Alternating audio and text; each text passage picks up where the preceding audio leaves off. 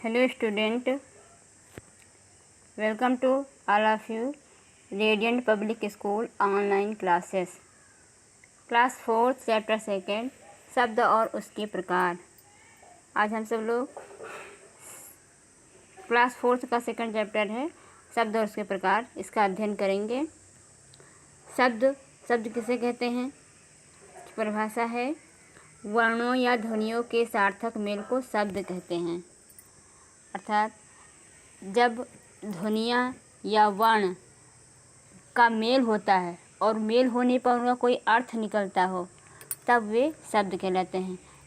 अर्थ mail होने पर अर्थ नहीं निकलेगा तो वे शब्द नहीं कहलाएंगे। अगर उनका अर्थ होता है शब्दों के में से क और ल, कल, तो कल का अर्थ होता है, इसलिए ये शब्द बन गया। इसी तरह से अगर से पानी का भी अर्थ है तो ये भी शब्द है।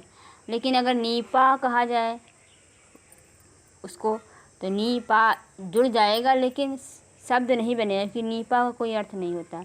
इसलिए सार्थक वर्णों के सार्थक मेल को शब्द कहते हैं। यह दिया है पाठशाला। देखिए प आ और ठ अ स आ ल आ, तो बन गया पाठशाला। पाठशाला का अर्थ निकलता है पाठ प्लस शाला, इसलिए ये शब्द है। शब्द वाक्य में प्रयुक्त होकर पद बन जाते हैं। जब दो से अधिक शब्द होते हैं, दो या दो से अधिक शब्द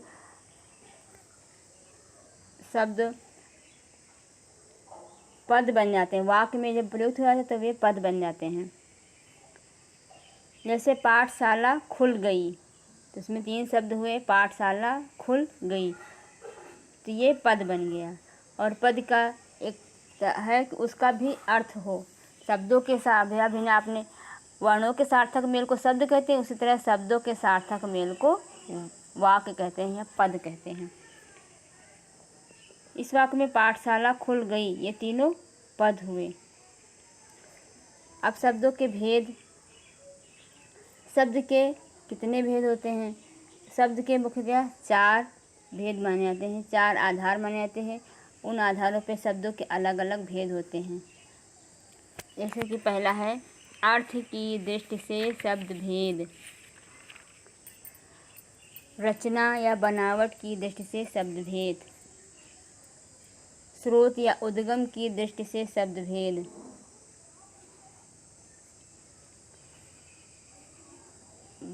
और रूपांतरण की दृष्टि से शब्द भेद। इस तरह से 4 आधार हैं शब्दों के भेद के। अब इन भेदों में अलग अलग भेद हैं। शब्द अर्थ के आधार से शब्द के 2 भेद होते हैं, सार्थक शब्द और निरर्थक शब्द। सार्थक शब्द से तात्पर्य है वे शब्द जिनका कुछ ना कुछ अर्थ हो। हिंदी व्याकरण में उन्हीं शब्दों को मान्यता मिली है, वही शब्द माने आते हैं जिनका अर्थ निकलता है, तो वही सार्थक शब्द होते हैं। लेकिन भाषा की सुंदरता को बढ़ाने के लिए या अनुकरणात्मक रूप से शब्दों के निरर्थक शब्दों को भी हिंदी में लिया गया है। जैसे कि चर, चटर, खटर, टर आदि, तो ये निरर्थक शब्द, इनका अर्थ नहीं निकलता है। जैसे हम कहते हैं चाय वाय, तो चाय का तो अर्थ है लेकिन वाय का कोई अर्थ नहीं, लेकिन इसको अनुकरणात्मक रूप से ले लेते हैं, तो यही शब्द निरर्थक शब्द होते हैं। व्याकरण में तो ये नहीं, निरर्थक शब्द को नहीं मान्यता मिली, लेकिन हिंदी में सामान्य हिंदी में निरर्थक शब्द वाक्य की सुंदरता बढ़ाने के लिए लिए जाते हैं। रचना या बनावट की दृष्टि से शब्द भेद। रचना बनावट की दृष्टि से शब्द के 3 भेद होते हैं, रूढ़ शब्द, यौगिक शब्द और योग रूढ़ शब्द। रूढ़ शब्द वे शब्द होते हैं जिनको अगर जिन शब्दों का विच्छेदन किया जाता है, उनको तोड़ा जाता है, तो उनका अर्थ नहीं, तोड़ने के बाद उन जो अक्षरों का अर्थ नहीं निकलता है, वे होते हैं रूढ़ शब्द। जैसे पानी अगर हम पा को अलग करेंगे और नी को अलग करेंगे, खंडित करेंगे, तो इसका अर्थ पा का कोई अर्थ नहीं है, नी का कोई अर्थ नहीं है, इसलिए ये रूढ़ शब्द है। पानी रूढ़ शब्द है। ऐसे ही दूसरे अर्थ से चाय लिया जाए तो चा और या, चा को अगर तोड़ा, चाय को तोड़ा जाता है तो चाय और या बन जाता है। तो चा का भी कोई अर्थ नहीं निकलता और या का भी कोई अर्थ नहीं निकलता। ऐसे ही शब्द रूढ़ शब्द होते हैं जिनको तोड़ने के बाद उन अक्षरों का कोई अर्थ ना निकले, वे रूढ़ शब्द होते हैं। यौगिक शब्द वे शब्द जिनके खंडों का भी अपना अर्थ हो, यानी कि दो शब्दों के मेल, जब दो शब्द एक में मिल जाते हैं तब वे यौगिक शब्द कहलाते हैं। जैसे यहाँ पे घोड़ा गाड़ी दिया है, घोड़ा गाड़ी से तात्पर्य हम जानते हैं घोड़ा गाड़ी, तो घोड़ा को और गाड़ी को अगर खंडित करेंगे, तोड़ेंगे तो घोड़ा प्लस गाड़ी आता है, तो घोड़ा का भी अपना अर्थ है और गाड़ी का भी अपना अर्थ है। तो ये दो सार्थक खंडों के मेल को यौगिक शब्द कहते हैं। दो सार्थक खंडों के मेल से जो शब्द बनता है उसको यौगिक शब्द कहते हैं। उनका भी अगर उनको खंडित किया जाए तो उनका भी अर्थ निकलता है। ऐसे योग रूढ़ शब्द जो शब्द साधारण अर्थ व्यक्त न कर विशेष अर्थ व्यक्त करें। जैसे हम जानते हैं पंकज मीन्स होता है कमल, लेकिन पंकज का अर्थ होता है कमल, और कमल क्या है? पंख में जन्म लेने वाला, पंख में यानी कि कीचड़ में जन्म लेने वाला। तो कीचड़ में हम जानते हैं कि कीचड़ में बहुत सी चीज़ें जन्म लेती हैं, लेकिन हमने सिर्फ कमल को संबोधित कर दिया कि ये कमल, पंकज मतलब कमल बस। तो ऐसे शब्दों को योग रूढ़ शब्द कहते हैं, यानी कि उनके ऊपर ये थोप दिया गया कि पंकज से तात्पर्य कमल है। ऐसे ही जैसे लंबोदर यानी कि लंबा है उधर जिसका, पता है तो बहुत सी क्या लंबोदर अर्थात गणेश जी, तो गणेश जी के लिए हम लंबोदर संबोधित करते हैं। लेकिन क्या और भी चीज़ों का, और भी किसी जानवरों का या किसी भी का भी उधर लंबा हो सकता है, लेकिन लंबोदर से तात्पर्य सिर्फ गणेश जी, यानी कि हमने ये उनको ये थोप दिया है कि ये लंबोदर से तात्पर्य सिर्फ गणेश जी से है। तो ऐसे शब्दों को योग रूढ़ शब्द कहते हैं, जिनका कोई विशेष अर्थ निकलता हो। अब आते हैं स्रोत या उद्गम की दृष्टि से भेद। स्रोत यानी कि हिंदी भाषा में जो शब्द हुए वो कहाँ कहाँ से आए हैं, किन क्षेत्र कैसे कैसे आए हैं, उनका उद्गम कहाँ से हुआ है, उसके आधार पर शब्दों के 3 भेद हैं। उसके आधार पर शब्दों के 4 भेद हैं। तत्सम शब्द, तद्भव शब्द, देशज शब्द और विदेशज शब्द यानी विदेशी शब्द। तत्सम शब्द वे शब्द जो संस्कृत से सीधे लिए गए हैं, यानी कि जैसे संस्कृत में यूज़ किए जाते हैं वैसे ही हिंदी में आ गए हैं, वैसे शब्दों को तत्सम शब्द कहते हैं।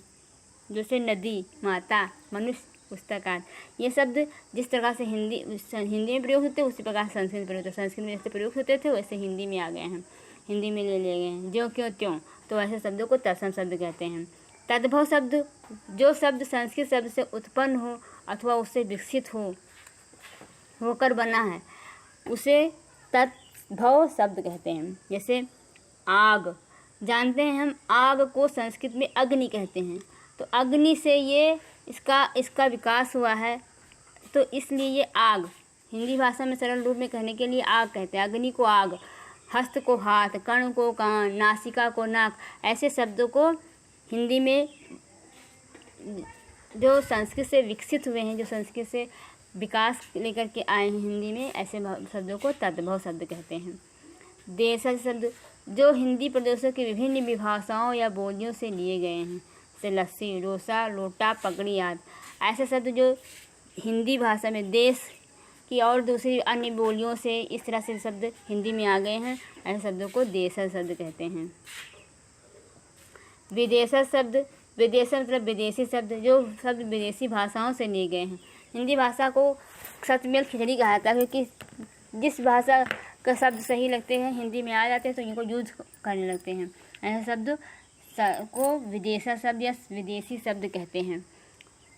जैसे आदत ये अरबी भाषा से लिया गया है, तोप तुर्की भाषा से आया है हिंदी भाषा में, नीलाम पुर्तगाली भाषा का शब्द है, स्टेशन अंग्रेज़ी भाषा का शब्द है, चाय चीनी भाषा का शब्द है, रिक्शा जापानी भाषा का और पतलून फ्रांसीसी भाषा का। इन भाषाओं से शब्द हिंदी में आ गए। ऐसे बहुत से शब्द हिंदी भाषा में दूसरी अन्य विदेशी भाषाओं से आ गए हैं, ऐसे शब्दों को विदेशी शब्द या विदेशी शब्द कहते हैं। अब रूपांतरण की दृष्टि से शब्द भेद। रूपांतरण की दृष्टि से 2 प्रकार के शब्द होते हैं, विकारी शब्द, अविकारी शब्द। विकारी शब्द वे शब्द हैं जिनके रूप, लिंग, वचन और कारक के अनुसार बदल जाते हैं। जैसे संज्ञा, सर्वनाम, क्रिया और विशेषण। ये 4 प्रकार के शब्द जो होते हैं ये लिंग और वचन और कारक के अनुसार बदल जाते हैं। ऐसे शब्दों को विकारी शब्द कहते हैं। इनमें विकार उत्पन्न होता है, बदल जाते हैं, परिवर्तित हो जाते हैं। ऐसे शब्द विकारी शब्द होते हैं। 4 प्रकार के होते हैं, संज्ञा, सर्वनाम, क्रिया और विशेषण। जैसे लड़का है, लड़का संज्ञा है, इसको ये बदल गया, कैसे? लड़की लिंग के अनुसार बदला, वचन लड़के के अनुसार बदला और कारक लड़कों में। इस तरह से लिंग, वचन और कारक के रूप में अलग अलग बदल जाता है। जैसे मैं सर्वनाम शब्द है, मैं, मैंने, मुझे, मेरा। अच्छा विशेषण शब्द है, अच्छा लिंग के अनुसार बदला, अच्छा, अच्छी, अच्छे, अच्छों। ऐसे खाना ये क्रिया शब्द है, खाना, खाता, खाते, खाती, खाएं। इस तरह से परिवर्तित होते जो हो जाते हैं वे शब्द विकारी शब्द कहलाते हैं।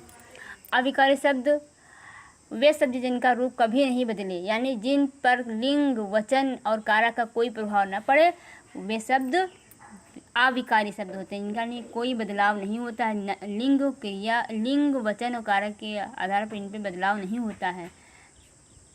एक वचन में भी वैसे, बहुवचन में भी वैसे, स्त्रीलिंग में भी वैसे, पुल्लिंग में भी वैसे ही। इस तरह से जो शब्द बदलते नहीं हैं वे शब्द अविकारी। से अब लड़का पढ़ने लगा, अब लड़की पढ़ने लगी, अब लड़के पढ़ने लगे, अब लड़कियां पढ़ने लगी। इस तरह से अब का कोई बदलाव, अब में कोई बदलाव नहीं हुआ। ऐसे शब्द अविकारी शब्द कहते हैं। ऊपर दिए वाक्यों को ध्यान से देखने पर यह पता चलता है कि सबसे शुरू वाला शब्द यानी अब ज्यों का त्यों है, इसके रूप में किसी प्रकार का अंतर नहीं आया है, अतएव अब शब्द अविकारी शब्द हुआ। इस तरह से हमने चैप्टर में शब्दों के प्रकार के बारे में और शब्द के बारे में जानकारी प्राप्त की। अभ्यास कार्य है, क्वेश्चन आंसर है। इसमें मौखिक क्वेश्चन है, किस स्वर वर्ण की मात्रा नहीं होती? किस स्वर वर्ण की, यानी कि छोटा आ स्वर की मात्रा नहीं होती। अनुस्वार का प्रयोग किन व्यंजन वर्णों में के बदले में होता है? अनुस्वार का प्रयोग किन व्यंजन वर्णों में होता है? यानी कि अंगा, इया, अड़ा, न, इन व्यंजन वर्णों में अनुस्वार का प्रयोग होता है, ये बदले रूप में। वे कौन से व्यंजन हैं जो दूसरी भाषा से आए हैं? वे कौन से व्यंजन हैं जो दूसरी भाषा से आए हैं? जैसे ज। वे कौन से स्वर हैं जो दूसरी भाषा से आए हैं?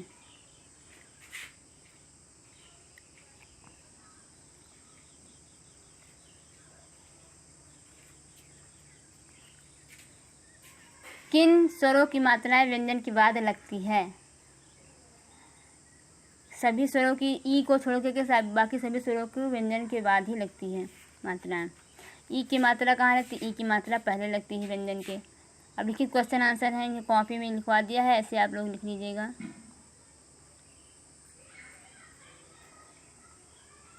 मिलान करना है, जैसे यहाँ पे शब्द दिए हैं और ये किन भाषा मतलब कि तद्भव है, तत्सम है, देशज है या विदेशज है, इनका मिलान करना है। ये पापड़ देश शब्द है, हाथ तद्भव है, रेडियो विदेश शब्द है और हस्त तत्सम शब्द है। निम्नलिखित तत्सम शब्दों के तद्भव रूप लिखो। अग्नि का आग, हस्त हाथ, कण कान, पर्यंक पलंग। इस तरह से लिखना है। अब योग्यता विस्तार है, तत्सम तद्भव शब्दों की सूची है, इसको अच्छे से मिलान कर लेना। तत्सम तद्भव शब्द ऐसे अग्नि आग, इच्छ ईख, आम्र आम, उल्लूक उल्लू, उष्ट ऊँट, कर्पूर कपूर, कोकिल कोयल, गोधूम गेहूँ, गर्दभ गधा, घोटक घोड़ा, ज्येष्ठ जेठ, तैल तेल, निद्रा नींद और पत्र पत्ता। इस तरह से इनको अच्छे से याद कर लीजिएगा सभी लोग। अब चैप्टर आपका कंप्लीट हो गया है। Thank you.